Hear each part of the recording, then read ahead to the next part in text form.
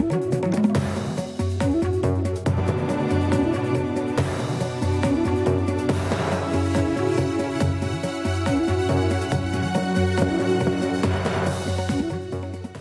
लोगों ने सुझाव इलेक्टोरल बॉन्ड्स का रखा है और जो कल्पना है कि इलेक्टोरल बॉन्ड्स केवल चेक के माध्यम से कोई भी डोनर खरीद सकता है, जो खरीदेगा उसको उतनी टैक्स में छूट मिलेगी,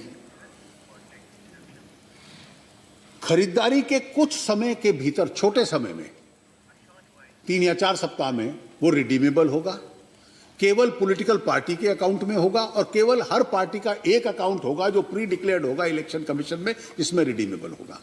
तो पार्टी के हाथ में भी क्लीन पैसा आएगा, देने वाला भी क्लीन पैसा देगा। किसने कितने का खरीदा है ये तो बैंक में पता होगा, लेकिन उसमें किस किस को कितना दिया है ये केवल उसको पता होगा।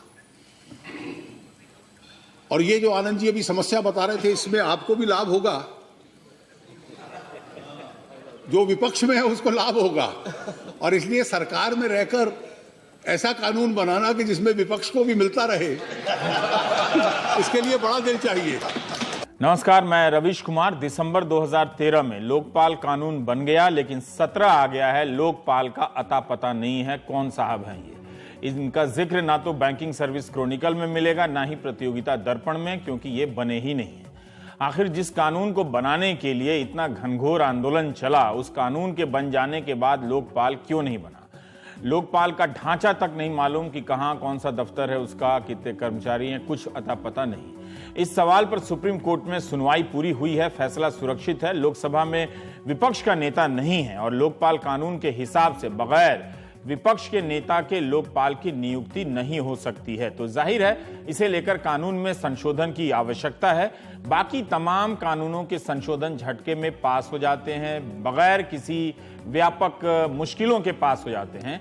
लोकपाल कानून के 20 संशोधनों में ऐसी क्या मुश्किल आ रही है कि इतना लंबा वक्त लग रहा है? सुप्रीम कोर्ट में सरकार ने कहा है कि लोकपाल की नियुक्ति वर्तमान हालात में संभव नहीं है। कई सारे संशोधन हैं जो संसद में लंबित हैं। मॉनसून सत्र में इन संशोधनों के पास होने की उम्मीद है। कुल मिलाकर बगैर लोकपाल के ही भ्रष्टाचार की मुक्ति का सर्टिफिकेट बंट रहा है पूरे देश में। 2 साल तक लोकपाल को भ्रष्टाचार के कफ सिरप के टॉनिक के रूप में पेश किया गया, मगर 4 साल से इसकी कोई सुध नहीं ले रहा है। इससे कहीं तेजी से लोकसभा में वित्त विधेयक पास हो गया। क्या क्या पास हुआ विपक्ष को पता नहीं चला, मीडिया को समझ नहीं आया। इन संशोधन में राजनीतिक दलों ने अपने लिए कॉरपोरेट चंदे का बढ़िया इंतजाम कर लिया। आप यह मत समझिए कि सरकार ने राजनीतिक दलों को चंदा देने के लिए आधार नंबर अनिवार्य कर दिया, ऐसा नहीं है। वहां तो चंदा देने वालों की पहचान गुप्त रखने का इतना अच्छा प्रयास हुआ है कि पूछिए मत। लोकसभा में संशोधन पास होने से पहले कोई भी कंपनी अपनी कुल मुनाफे का 3 साल तक होने वाले मुनाफे का 7.5% हिस्सा राजनीतिक दलों को ही चंदे के रूप में दे सकती है। कंपनी को अपने बही खाते में बताना भी होता था कि कितना पैसा किस राजनीतिक दल को दिया है, किस राजनीतिक दल को दिया यह भी बताना होता है। ये 3 चीजों के प्रावधान पहले थे। शायद आप इसी को पारदर्शिता कहेंगे कि भाई आप जिसको दे रहे हैं और जिसे दे रहे हैं, कितना दे रहे हैं, इसका हिसाब किताब आप अपने किताब में बही खाते में लिखिए ताकि पता चले। मगर अब पारदर्शिता का नया मतलब लॉन्च हुआ है। नए संशोधन के अनुसार अब कंपनियों को बताना ही नहीं पड़ेगा कि किसे चंदा दिया, अपने हिसाब किताब में, यानी अपने कंपनी के भीतर आप किसी को इतना पैसा दे दीजिए। अपने ही लोगों में बताने की जरूरत नहीं कि आपने किसे कितना पैसा दिया। अब आप ही हिंदी की क्लास में मास्टर साहब से पूछिए कि पारदर्शिता हुई क्या? बताना पारदर्शिता है या छिपाना पारदर्शिता है? तो डिक्शनरी भी तो चेंज करवानी पड़ेगी। यही नहीं, आप बैंकों से इलेक्टोरल बॉन्ड खरीदेंगे, वो बॉन्ड किस दल को चला जाएगा आप नहीं जानते। यह साफ नहीं है कि बॉन्ड खरीदने वालों का नाम गुप्त रहेगा या सार्वजनिक किया जा सकेगा। नए संशोधन के अनुसार कॉरपोरेट अब कुल मुनाफे का 7.5% से भी अधिक चंदा दे सकते हैं, यानी 7.5% तक ही चंदा देने की सीमा अब समाप्त कर दी गई है। पहले बताना पड़ता था किसे चंदा दिया, अब नहीं बताना होगा। चेक या इलेक्ट्रॉनिक तरीके से जब चंदा देना ही होगा, तब किसे दिया जा रहा है, इसे छिपाने का क्या मतलब है? खासकर तब जब हर किस्म की लेन देन का पता लगाने के लिए सरकार आधार नंबर को अनिवार्य या जरूरी किए जा रही है। अब एक सवाल आपसे है, राजनीतिक दल चंदा देने वालों को क्यों यह सुविधा देना चाहते हैं कि आप किसे चंदा दे रहे हैं ये किसी को पता नहीं चलेगा। पहले 20,000 से कम की राशि देने वालों का नाम पता बताने की जरूरत नहीं थी, लेकिन इसे घटाकर 2,000 किया गया, यानी 2,001 रुपए देंगे तो नाम पता बताना पड़ेगा। सवाल तब भी उठे, लेकिन लोगों को लगा कि चलिए 20,000 से 2,000 आए हैं तो कुछ अच्छा ही होगा, चुनावी चंदे को लेकर पारदर्शिता आएगी। लेकिन नया संशोधन क्या राजनीतिक दलों के चंदे को पारदर्शी बना रहा है? यहां पर पैन नंबर, आधार नंबर क्यों नहीं अनिवार्य है? क्यों राजनीतिक दल चंदा देने वालों के पैन नंबर तक नहीं देते हैं और उनका कुछ नहीं होता? क्या आपने सोचा है कि अगर कोई कंपनी अपने मुनाफे का कुछ भी हिस्सा चंदे के रूप में किसी राजनीतिक दल को देने लगे तो उसके क्या खतरे होंगे? आप पर उसका क्या असर पड़ेगा? क्या आप बिल्कुल ही नहीं जानना चाहेंगे कि किस कंपनी ने, जिस पार्टी को आप वोट देने जा रहे हैं, उसे कौन कौन सी कंपनियां चंदा दे रही हैं, कौन कौन सी कंपनियों ने चंदा देकर उस पार्टी को अपना फ्रंट बना लिया? आपका इंटरेस्ट इसमें बिल्कुल नहीं है। मैं मान नहीं सकता कि आपका इंटरेस्ट नहीं है। फिर विपक्षी दलों ने इस संशोधन पर अपने ऐतराज को मुखर तरीके से लॉन्च क्यों नहीं किया? क्या वो भी अंदर अंदर सहमत हैं कि कहीं ना कहीं उनकी भी तो सरकारें चली रही हैं कि वहां वो चंदा ले लेंगे, कितना लेंगे किसी को पता नहीं चलेगा?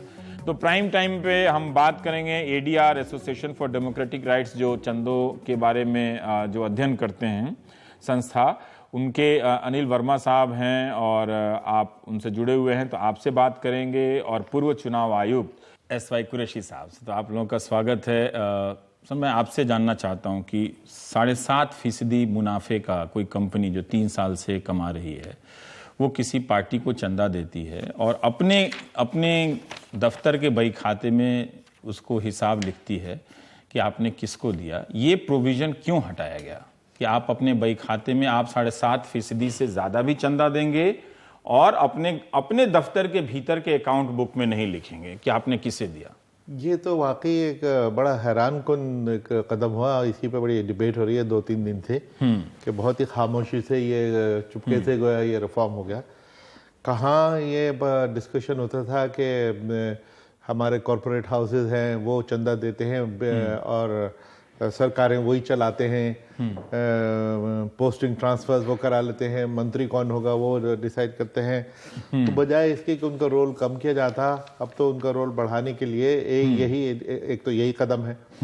दूसरा ये कि उसमें के साथ साथ एनोनिमिटी, अब 7.5% के बजाय कोई कंपनी 50% या 100% प्रॉफिट भी इसमें डालने लग जाए इलेक्शन फंड में और उसका नाम भी किसी को पता ना हो, तो वो कोई फ्री लंच तो कुछ होता नहीं, उसके बदले उसको कुछ तो चाहिए, वो तो सरकारें चलाएगा। तो ये क्या खतरनाक कदम लिया गया ये समझ में नहीं आया, क्योंकि खास तौर से इस वजह से इससे बड़ा कंफ्यूजिंग लग रहा है कि जब बजट स्पीच हमने सुनी तो बजट स्पीच में फाइनेंस मिनिस्टर साहब ने शुरू में ही कहा कि पिछले 70 साल से पॉलिटिकल फंडिंग में कोई ट्रांसपेरेंसी नहीं है और पॉलिटिकल फंडिंग की ट्रांसपेरेंसी के बिना फ्री एंड फेयर इलेक्शन संभव ही नहीं है। तो हम समझे कि बड़ी हमारी उम्मीद बढ़ी कि अब तो हाँ, तब आपने प्राइम टाइम में ही कहा था कि उम्मीद करनी चाहिए कि किसी ने ऐसी बात कही है तो इसी के अनुरूप कदम होंगे आने वाले। जी, तो अब जब उन्होंने कहा कि ट्रांसपेरेंसी, और उसी स्पीच में आगे जाके कि जो हमारे जो डोनर्स हैं वो नहीं चाहते ट्रांसपेरेंसी, वो सीक्रेसी चाहते हैं, चुपके से देना चाहते हैं। और अब अगर डोनर की प्राइवेसी पर ज्यादा जोर है और फ्री एंड फेयर इलेक्शन जिसके लिए ट्रांसपेरेंसी चाहिए, जो खुद फाइनेंस मिनिस्टर ने कहा, उसका क्या हुआ? अब डोनर की सीक्रेसी, मैं तो डोनर की सीक्रेसी को बड़े सस्पिशन से देखता हूँ। पहले से कहता रहा, अपनी किताब में भी 3 साल पहले लिखा था मैंने कि जो एक CII की रिपोर्ट आई थी 2015 में, उसमें भी उन्होंने ये कहा था कि हम ट्रांसपेरेंसी इसलिए नहीं चाहते कि अगर हम किसी पार्टी को चंदा देते हैं तो दूसरी पार्टी हमसे नाराज होकर हमको सजा दे सकती है। लेकिन मैंने उस पर ये मुद्दा उठाया था और औरों ने भी उस पर कहा था कि एक्चुअली उनका मकसद ये नहीं है।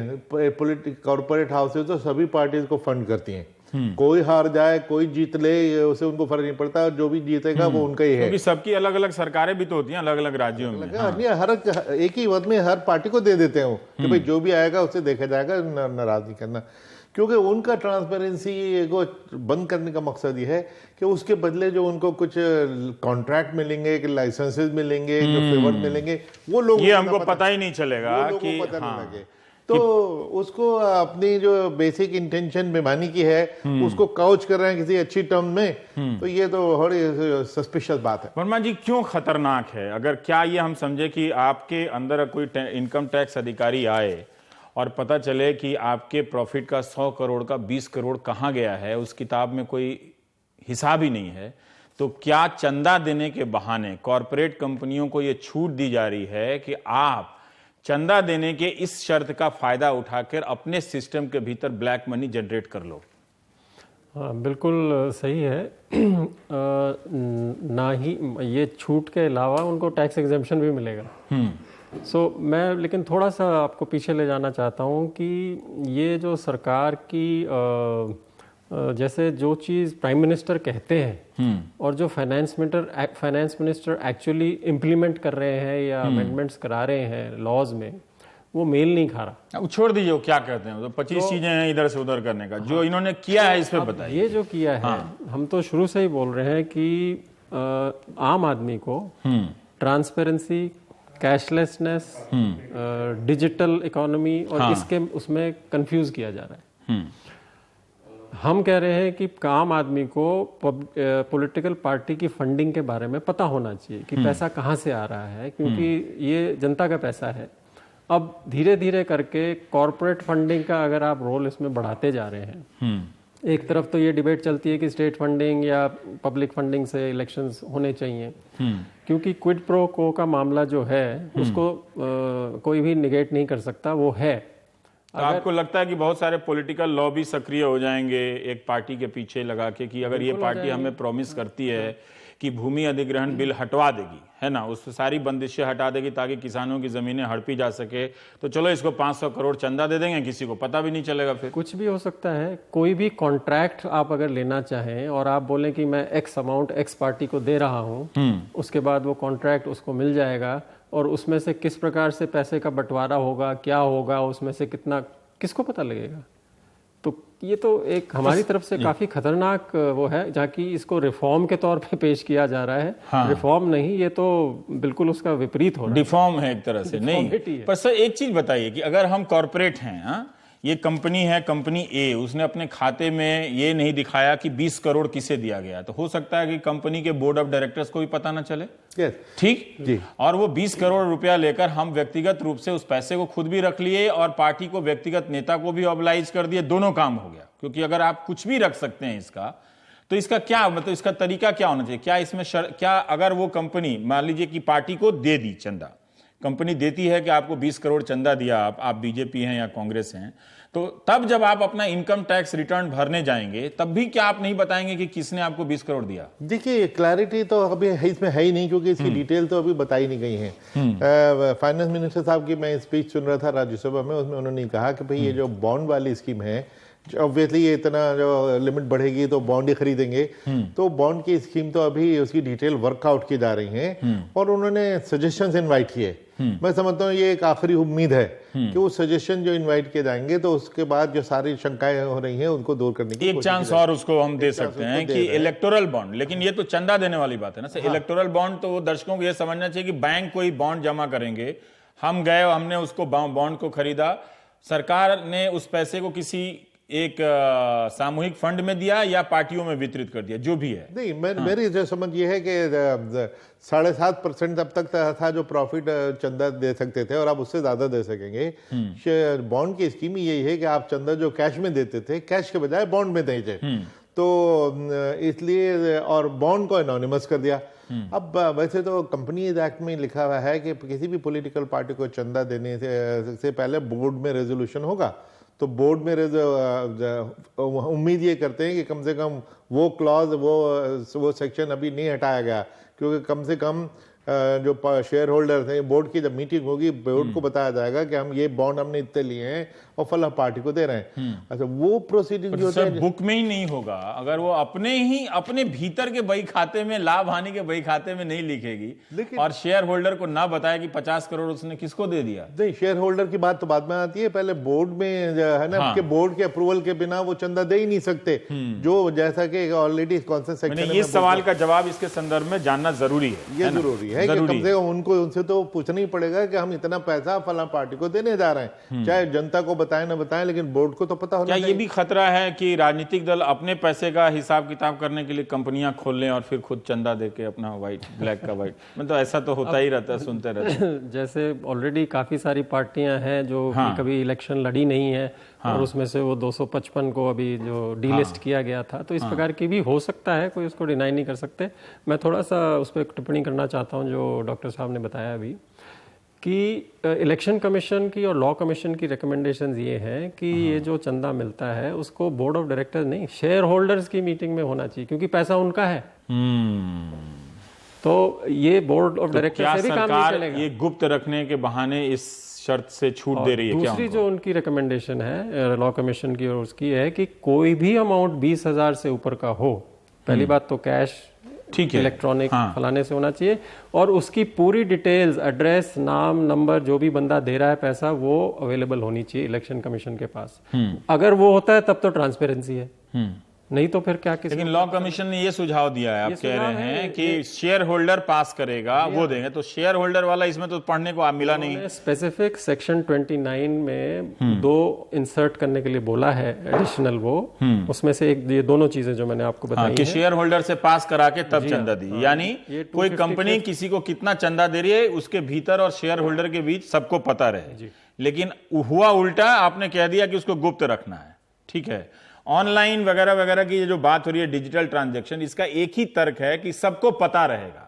तो जब सबको पता रहेगा तो कंपनियां अपने भीतर अपने बही खाते में किस तर्क से छुपाएंगी इस बात को लेकर कि वो किसी कॉर्पोरेट को क्यों चंदा दे रहे हैं, किसी पॉलिटिकल पार्टी को। पर सर ये 7.5% से ज्यादा देने में क्या दिक्कत है? दिक्कत किस में है? 7.5% से कैप हटा देने से है या बही खाते में नहीं बताने से? देखिए, 7.5% का मतलब ये था कि कोई भी कॉर्पोरेट पॉलिटिकल एक्टिविटी में बहुत ज्यादा इंडल्ज न करे।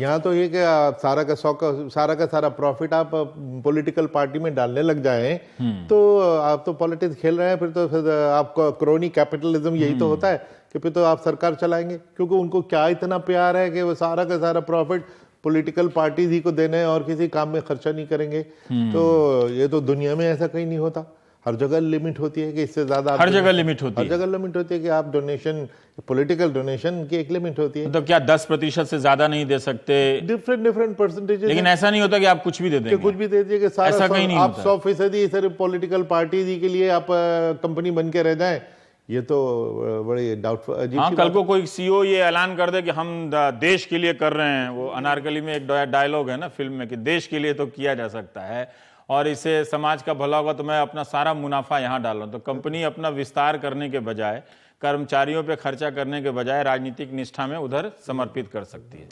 ये खतरा है। लेकिन ब्राजील में मैं कहीं पढ़ रहा था कि वहां कॉर्पोरेट फंडिंग को रोका गया है। जी, कॉर्पोरेट फंडिंग को रोकने की तो जगह जगह कोशिश है, बल्कि हमारे ये उल्टा हो रहा है कि वो ना उनको दूर किया जाए। कॉर्पोरेट देखिए, जब भी इलेक्शन फंडिंग के कॉन्टेक्स्ट में क्रोनी कैपिटलिज्म का जिक्र आता है, क्रोनी कैपिटलिज्म क्या हुआ कि कॉर्पोरेट अपने चंदा देके सरकार चलाएगा। आपको मालूम है कितना वो नीरज राडिया टेप में कितना था कि ये हमारा मिनिस्टर फला लगवा दो, और तो कौन मंत्री बनेगा नहीं बनेगा उसका पद क्या होगा, बिल्कुल। और अफसरों का ट्रांसफर तो ये रूटीनली ये लोग कराते हैं। तो ऐसी सूरत में क्रोनी कैपिटलिज्म इससे बढ़े गए, इसको तो घटाने की बात हो रही थी। दूसरी तरफ जो एक डिमांड थी कि ये एक वो बनाया जाए, नेशनल इलेक्शन फंड बनाया जाए, उसमें चंदा अगर ये कॉर्पोरेट दें और उससे पार्टीज को दिया जाए तो बड़ा ट्रांसपेरेंट हो जाएगा। फिर भले ही 7.5% के बजाय आप 70% दे दीजिए, क्योंकि वो तो ट्रांसपेरेंट है कि आप नेशनल फंड को दे रहे हैं, नेशनल इलेक्शन फंड को, किसी एक पार्टी को नहीं दे रहे हैं, किसी एक पार्टी को नहीं दे रहे हैं। उस पैसे से सब में बटेगा, वो ये सब में बटे। और उसका एक फॉर्मूला होता है कि भाई पॉलिटिकल पार्टी के जो परफॉर्मेंस है पिछले इलेक्शन में, हर जैसे मैंने बार बार कैलकुलेशन करके कि 100 रुपए हर वोट पे 100 रुपए दे दो, तो ये तो फिगर फज भी नहीं हो सकती कि जितने वोट मिलते हैं वो तो बिल्कुल सैक्रोसैंक्ट है।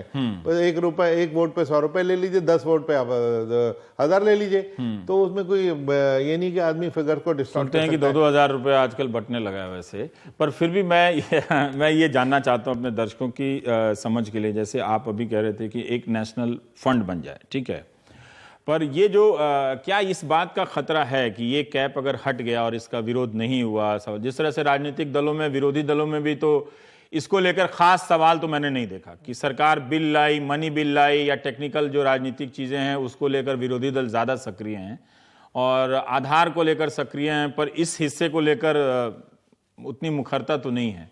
पर क्या ये हो सकता है कि एक पार्टी के पास ज्यादा पैसा आ जाए और वो लोकतंत्र में ज्यादा मजबूत हो जाए और दूसरी पार्टियां ध्वस्त हो जाएं इससे? ये ट्रेंड तो ऑलरेडी है। पिछली लोकसभा के जो एडीआर रिपोर्ट्स निकालते हैं, आप कोई भी कंट्रीब्यूशंस देखें तो उसमें एक पर्टिकुलर पार्टी को ज्यादा पैसा दिया जा रहा है। अच्छा, जी हाँ। और जो हमने एक पिछले 10 साल की रिपोर्ट निकाली थी कंट्रीब्यूशंस की, तो उसमें एक पर्टिकुलर पार्टी के सबसे जो पहले पावर में थी उसका सबसे ज्यादा वो था प्रतिशत जो मिला था, उसके बाद जो अभी पावर में उसको मिला था। और एक चीज़ मैं और जोड़ना चाहूँगा, जो अभी कल परसों ही इलेक्शन कमीशन ने एक और रिफॉर्म का वो किया है कि ब्लैक मनी वाली जो बात आती है कि उसको कैसे रोका जाए, तो उन्होंने कहा है कि ठीक है, कैश की आप एक लिमिट लगा दीजिए। ये भी लॉ कमीशन की रिकमेंडेशन है कि भी 20 करोड़ या 20% जो आपकी टोटल कंट्रीब्यूशन पॉलिटिकल पार्टी को मिल रही है उतने तक आप कैश में ले सकते हैं, क्योंकि कई छोटी पार्टियां बोलती हैं भाई हमें तो मिलना है। तो इस चीज के बारे में भी मतलब उन्होंने कहा है कि ठीक है, ये अनोनिमस हो सकता है इतना अमाउंट, लेकिन बाकी फिर सारा, और इसके ऊपर तो कब से चर्चा चल रही है कि जो सेक्शन 77 है कि भाई कैंडिडेट के खर्चे के ऊपर तो लगाम है, लेकिन पॉलिटिकल पार्टी के ऊपर कोई नहीं है, कोई लगाम नहीं। और अभी ये जो आप कर रहे हैं इससे तो वो और भी लिमिट मतलब आसमान छू जाए। तो ये ट्रांसपेरेंसी नहीं है सर, आप कुछ कहना चाह रहे थे? मैं ये कहना चाह रहा था कि अभी भी कॉर्पोरेट किस पार्टी को देना चाहते हैं ये उनकी अभी भी मर्जी है। सारा देना चाहे बेशक दे दे, लेकिन पता तो हो ना।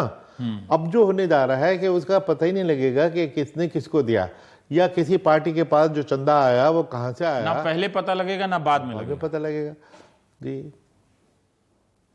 मैं एक चीज जानना चाहता हूं कि कई बार हमने ही इस चीज को किया है, क्या आपको लगता है कि लोग इस बात को का महत्व समझते हैं कि राजनीतिक दलों के पास पैसा कहां से आ रहा है, और ये चिंता की बात है? ये तो पिछले 2-4 साल से चर्चा का विषय बना हुआ है। हर डिबेट में इसका जिक्र होता है कि भाई पैसा कहां से आ रहा है, इसके ऊपर लगाम लगनी चाहिए और इसके बारे में जानकारी होनी चाहिए, ट्रांसपेरेंसी होनी चाहिए। और फाइनेंस मिनिस्टर का ओपनिंग स्टेटमेंट ही यही था कि 70 साल से ट्रांसपेरेंसी नहीं है, और ट्रांसपेरेंसी के बिना free and fair election possible नहीं है। के नाम पे और एक तरह का ओपेक सिस्टम, मतलब गुप्तता। पर आप अभी भी आश्वस्त हैं, मतलब जो भी जानकारी उपलब्ध है कि अपने बही खाते में नाम ना बताना कि किसको दिया है, ये चिंताजनक बात है? ये चिंताजनक बात है। बस मुझे एक ही उम्मीद है कि जो चूंकि बॉन्ड की स्कीम में अभी डिटेल होनी बाकी नहीं है, हाँ। और उसमें फाइनेंस मिनिस्टर ने सजेशंस इनवाइट किए हैं पब्लिकली, ओपनली, तो उम्मीद करते हैं कि शायद। लेकिन पहले वाले में तो पब्लिक का अब कोई स्कोप नहीं है, अब तो वो बना दिया गया कि कॉर्पोरेट चाहे जितना देना चाहे दे जी जी, लेकिन वो चूंकि उसका इस्तेमाल बॉन्ड के जरिए होगा, वो खर्चा चूंकि बॉन्ड के जरिए होगा, कम से कम बॉन्ड स्कीम ट्रांसपेरेंट हो जानी चाहिए, तब वो समाधान है। पर क्या आपको इस पूरे प्रावधान में कहीं ऐसा नजर आया कि सरकार नेशनल फंड बनाना चाहती हो कहीं किसी तरह? नहीं, पर बजट स्पीच में इलेक्टोरल ट्रस्ट का जिक्र जरूर आया, और उसकी बल्कि प्रशंसा ही थी की टोन में था कि कई कंपनीज ने इलेक्टोरल ट्रस्ट बनाए हुए हैं, ताकि उस ट्रस्ट में वो पैसे दे देते हैं, वो ट्रस्ट पार्टीज को फंड करता है।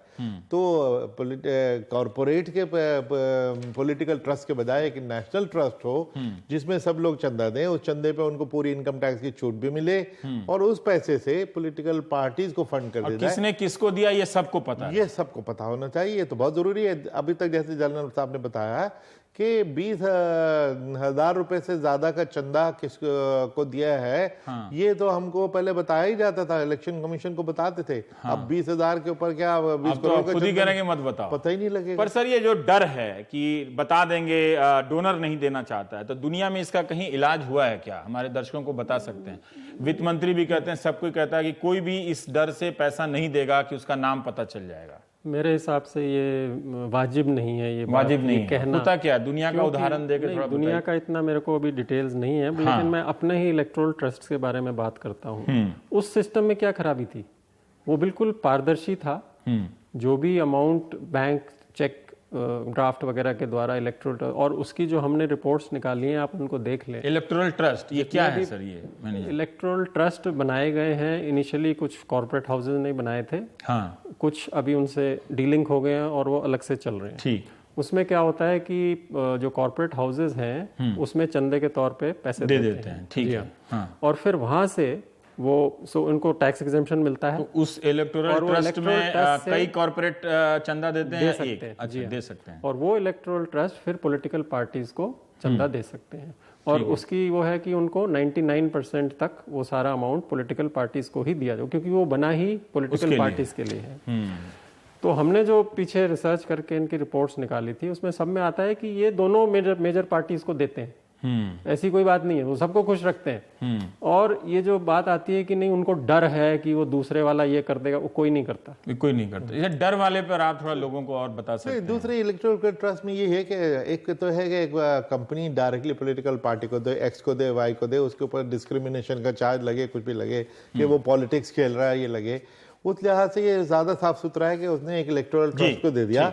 और कंपनी की जिम्मेदारी नहीं है कि हमने कोई पॉलिटिक्स खेली, अब वो ट्रस्ट जिसको चाहे अपने आप देखता है। बहुत बहुत शुक्रिया। हम एक ब्रेक लेंगे। अभी आपने देखा कि इन आशंकाओं पर चर्चा हो रही थी। सरकार अपनी तरफ से बिल्कुल आश्वस्त है कि वो जो कर रही है वो सही कर रही है, इसलिए हमने आशंकाओं पर बात की और देखा कि अगर पॉलिटिकल पार्टी को अगर पूरी छूट मिल जाए किसी राजनीतिक दल में, और किसी कंपनी को छूट मिल जाए किसी पॉलिटिकल पार्टी में दखल करने का, तो उसके क्या नतीजे होंगे। ब्रेक के बाद हम आपको बताएंगे कि इसी तरह से कॉर्पोरेट को जो छूट मिली मीडिया हाउसेस में, तो उसके क्या नतीजे आए, वो भी हमारे सांसद लोग खड़े होकर बोल रहे हैं। अपने लिए नहीं बोल रहे, लेकिन मीडिया के लिए जरूर बोल रहे हैं।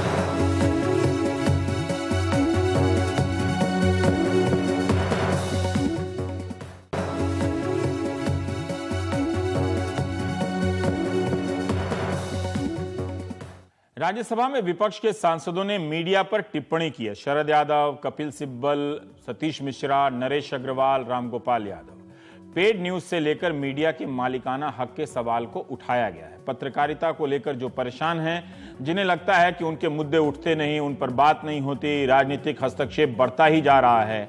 क्या कारण है कि मीडिया एक पक्षीय होता चला जा रहा है? जब वो एक पक्षीय नहीं होता है तो चैनलों पर बगदादी को मारने में लग जाता है।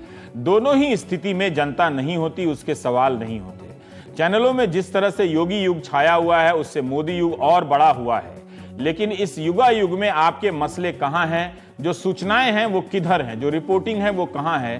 क्यों नहीं है? क्या आपने इन सवालों पर कभी गौर किया है, या आपको भी फर्क नहीं पड़ता इससे? खैर, जिन्हें पड़ता है वो अपनी बात समय पर कह रहे हैं, ताकि जब आपको याद आए कि आप ये ना कह सकें उस वक्त कि किसी ने समय पर बोला नहीं। क्योंकि जब आपकी समस्या होगी, कोई जमीन कब्जा करने जाएगा, विस्थापन होगा, कॉर्पोरेट अस्पताल आपको लूटेंगे, तो आप पत्रकार को फोन करेंगे, लेकिन वो योगी जी क्या खा रहे हैं, क्या नहीं खा रहे, इसमें व्यस्त होंगे, तो आपकी आवाज वहां नहीं उठेगी। अगर आप इस सिस्टम को सपोर्ट करना चाहते हैं तो गुड लक टू यू, लेकिन विपक्षी नेताओं के भाषणों के इस अंश को सुनिए, ताकि आप बाद में शिकायत ना कर सकें कि आपकी तरफ से किसी ने बोलने की कोशिश की थी। फिर मजीठिया कमीशन कब से मीडिया के लिए बना हुआ है? आज ये सारा मीडिया लोकतंत्र में चुनाव सुधार की बात कर रहे हो, ये चुनाव सुधार हो कैसे? इसकी सबसे बड़ी बात है चुनाव सुधार की कि आपकी लोकशाही और लोकतंत्र में ये जो हाँ कहा जा रहा है उसको बाहर पहुंचाने वाले कौन है? वो तो मीडिया ही है ना। वो तो चौथा खंबा जिसको कहते हैं वही है ना। उसकी क्या हालत है? मजीठिया कमीशन बना हुआ है पत्रकारों के लिए। याद रखना, मीडिया का मतलब है, पत्रकारिता का मतलब है पत्रकार वो उसकी आत्मा है। ये लोकशाही या लोकतंत्र जो खतरे में, उसका एक कारण जो है वो ये है कि हमने पत्रकार को ठेके में नहीं डाल दिया। सबसे ज्यादा यानी क्या कहते हैं, हायर एंड फायर, एक नई चीज यूरोप से आई है। यानी सबसे ज्यादा हायर एंड फायर का ये कोई है। मैं बड़े बड़े पत्रकारों के साथ रहा हूं, बड़े बड़े लोगों के साथ रहा हूं। पहले भी हमने मीडिया देखा, आज मीडिया देखा। सबसे बड़ी उसकी आत्मा कौन है? सच्ची खबर आए कहां से? रामगोपाल जी जो पत्रकार है, जब पिछला चुनाव लोकसभा विधानसभा का हो रहा था तो मैंने खुद जाकर के चुनाव आयोग को कहा था कि ये पेड न्यूज है, ये इतना धीरे से लगा हुआ है। यानी सारा जो पत्रकार है वो आज जितना बेचैन और परेशान है, उसके पास ईमान भी है लेकिन वो लिख नहीं सकता। मालिक के सामने उसे कह दिया जाता है कि इस लाइन पे लिखो, इस तरह से लिखो। वो बेटा बेटी जैसे परिवार है उसका, कहां जाए वो? सच्चाई के लिए कुछ लिखना चाहता है तो सारा हमने लोकतंत्र में बाजार आया, खूब आया। लेकिन ये जो मीडिया है हमने पूरी तरह किनके हाथ सौंप दिया? कोई रास्ता निकलेगा कि नहीं निकलेगा? ये जो पत्रकार है ये है चौथा खंबा, उसका मालिक नहीं है। और हिंदुस्तान में जब से बाजार आया है तब से तो कैसा इतना बड़ा पैमाने पर पूंजी लोगों की बड़ी है। और मैं आज बोल रहा हूं तो ये मीडिया मेरे खिलाफ कल करेगा काम, बुरा लिखेगा वो। हम आपसे लड़ रहे थे, मीडिया से भी चुनाव लड़ रहे, हम कई लोगों से चुनाव लड़ रहे थे, पार्टियों से लड़ रहे थे, आपसे भी लड़ रहे थे, मीडिया से भी लड़ रहे थे, क्योंकि मीडिया आपके लिए लड़ रहा था। जो प्रिंट मीडिया है उसके लोग उम्मीदवारों के पास जाते हैं और कहते हैं कि पैकेज दे, वरना तो आपकी रिपोर्ट जो कल पोलिंग जो मीटिंग हो रही है इसकी रिपोर्टिंग नहीं आएगी सही। तो इमरजेंसी में तो दो अहम बातें थी। पहली बात तो ये जो मीडिया था ये चौकन्ना था, मीडिया सरकार के खिलाफ जाता था, ये बात सही थी। लेकिन आज मीडिया भी आपके पॉकेट में, आज का आप, क्योंकि उसका रीजन है, मैं बताता हूं, एक बार सुन तो लीजिए, उसका रीजन है कि जो मीडिया हाउसेस हैं वो बिजनेस भी करते हैं, वो मीडिया को कंट्रोल भी करते हैं। जब ऐसे प्रावधान आप टैक्स रेजिम में लाओगे तो वो कहेगा कि साहब मैं अपनी बिजनेस तो बचा लूं। मीडिया वाले इनकी आवाज आपने दबा दी, आप मालिकों से आपने मीडिया के साठगांठ कर लिया, उनकी टाइमिंग आपने परचेज कर ली। आपने जितना चैनल है उस पर सिर्फ आप ही दिखाई देंगे, आपके नेता दिखाई देंगे, विपक्ष का कोई नेता नहीं दिखाई देगा। मन की बात, ये अपनी आवाज इंडिपेंडेंट लिखना चाहे तो अपनी आवाज नहीं लिख सकते। हम लोग जब बाहर कहते तो कहते हैं मैं क्या करूं, ऊपर से ये आदेश है। तो ये बहस चल रही है, चलती रहेगी, आप भी अपनी तरफ से आगे बढ़ाइए। ब्रेक के बाद हम बात करेंगे संतरा किसानों की हालत पर।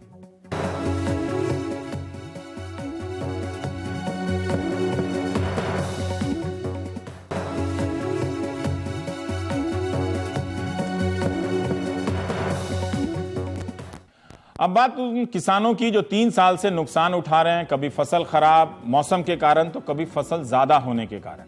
मध्य प्रदेश में संतरे की खेती इस वजह से मुश्किल में पड़ रही है। इस रिपोर्ट को देखिए। एक बात को हम भी समझना चाहते हैं कि ये संकट जो है इसका समाधान क्या है? क्या किसान जानते हैं, क्या सरकार जानती है, या सिर्फ संकट के समय किसान जो हैं इनको एक मुद्दा बनाते हैं और फिर जब राजनीतिक फैसला लेने की बारी आती है वो वहीं चले जाते हैं जो उनकी संकट की वजह होती है? देखिए, कम हो तो मुसीबत, ज्यादा हो तो और भी मुसीबत। मध्य प्रदेश के मालवा इलाके में संतरे की खेती करने वाले किसान इसी सवाल से गुजर रहे हैं, जिससे कभी आलू उगाने वाले तो कभी टमाटर की खेती करने वाले किसान गुजरते हैं। संतरा इतना ज्यादा हो गया है कि 5 रुपए किलो भी कोई खरीदार नहीं मिल रहा है।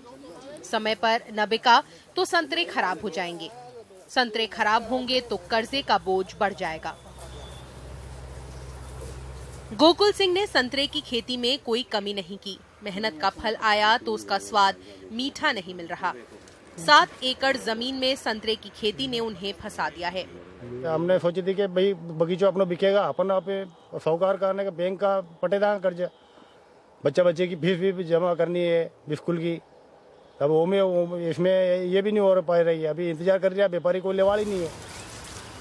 4 साल में संतरे का पौधा फसल देने लायक बनता है। एक बार पौधा तैयार हो गया तो 30 साल तक फल देता है। 30 साल पहले सरकारी कोशिशों के कारण नागपुर का संतरा इस इलाके में लाया गया। संतरे के पौधे में 2 बार फल आते हैं, नवंबर दिसंबर में और दूसरा फरवरी मार्च में। 1 हेक्टेयर की खेती में 1 लाख रुपए तक खर्च आता है। ज्यादा खर्च की वजह से बड़े किसान ही खेती करते हैं। बगीचे को सहेजने के लिए बांस, दवाई, मजदूरी और रखरखाव पर बड़ी राशि खर्च होती है। नवंबर दिसंबर में भी दाम नहीं मिला और फरवरी मार्च में भी नहीं। सुंदर सिंह को जो दाम मिले हैं उससे लागत तो नहीं निकलेगी। अभी मुख्यमंत्री जी ने कहा था कि पंजीयन हो रहा है, सरकार खरीदेगा, 25 रुपया किलो खरीदेगा सरकार, ये बोला था। तो उनने तो कोई ध्यान नहीं धरा। तो हमने फिर देखा, कोई व्यापारी के ढूंढा, हमने देखा भैया कि क्या भाव चल रहा है कि 4 रुपया 5 रुपया किलो। दाम क्यों नहीं मिल रहे, इसका जवाब किसी के पास नहीं है। नोटबंदी को कारण बताते हैं क्योंकि संतरे के कारोबार में नकदी ही चलती है। अगर नोटबंदी के कारण एडवांस बुकिंग नहीं हुई है तो ये समस्या थोड़े समय की मानी जा सकती है, मगर संतरे के कारोबार में संकट तब से आ रहा है जब नोटबंदी हुई ही नहीं थी। मध्य प्रदेश में 4 जिले संतरे की फसल के लिए मशहूर हैं। मालवा, शाहजहानपुर, नीमच और बैतूल में हजारों किसान खेती करते हैं। सिर्फ मालवा आगार की बात करें तो यहाँ 42,000 हेक्टेयर जमीन पर संतरे की फसल होती है और 10 लाख मीट्रिक टन संतरा होता है। मालवा आगार में करीब 7,000 करोड़ रुपए का कारोबार होता था, जो चौपट होने के कगार पर है। यहाँ से महाराष्ट्र, दिल्ली, कानपुर, कोलकाता, चेन्नई के साथ साथ विदेशों में संतरे भेजे जाते हैं। संतरे में इस बार भारी संकट आया हुआ है। प्रोडक्शन काफी है, संतरा भारी आया हुआ है, बाकी व्यापारी गायब है, लेवाल है नहीं। 2, 4, 5 रुपए किलो की बात हो रही है। किसान की मजबूरी है, हर रेट में माल बेचना है। हम और आप संतरा खाते समय सिर्फ ऊपरी सतह देखते हैं और भीतर रस की संभावना, मगर व्यापारी तो फूल देखकर ही सौदा कर लेता है। संतरे के फूल देखकर ही अंदाजा कर लेता है कि फसल कैसी होगी। इस बार व्यापारी नहीं आए तो उम्मीद थी कि फरवरी मार्च में आएंगे, मगर अब तो मार्च भी समाप्ति की कगार पर है। जो आ रहे हैं वो बहुत कम दाम दे रहे हैं। ये तस्वीरें 2015 की हैं। मार्च में हुई बेमौसम की बारिश और ओला से न सिर्फ पके फल पेड़ से गिरे बल्कि वक्त से पहले पक भी गए। हालत ये थी कि 25 पैसे किलो संतरा बिकने लगा। गुस्साए किसानों और व्यापारियों ने इस कीमत पर बेचने से ज्यादा बेहतर इसे सड़कों पर फेंकना समझा। 3 कुंटल संतरा लाया था और जिसके बाद में 3 कुंटल संतरा के बाद में 40 रुपये आया। अब क्या तो बिका बढ़ के तो व्यापारी के पास जाते हैं तो कहता है कि बोले खरीदारी नहीं है, क्या करेंगे हम इसको लेकर। किसानों को लगता है कि उनकी मुश्किलें तभी कम हो सकती है जब सरकार संतरे की फसल का न्यूनतम समर्थन मूल्य तय करे। एक सवाल यहाँ और पूछा जा सकता है, 3 साल से संकट है, यानी फसलों के दाम नहीं मिल रहे हैं। अगर 3 साल पहले मिल रहे थे तो क्यों मिल रहे थे? तब तो न्यूनतम समर्थन मूल्य नहीं था। जो भी है, ये बात किसान भी सामने नहीं रख पाए और हम भी समझ नहीं पाए। अगर नकदी नहीं होना कारण है तो उन्हें समाधान खुद निकालना होगा, क्योंकि सरकार हर स्तर पर कह चुकी है कि अब नकदी का जमाना चला गया। ये बात किसानों को भी मालूम है, व्यापारी को भी मालूम है और ये बात सरकार ने भी सबको बार बार बताई है।